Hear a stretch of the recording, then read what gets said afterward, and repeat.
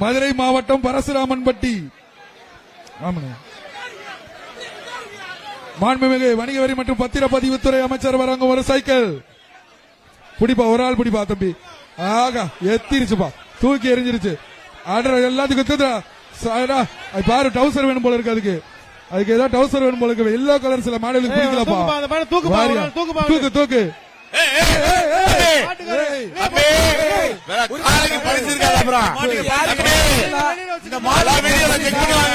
காளையின் உரிமையாளர் அந்த பக்கம் போங்க.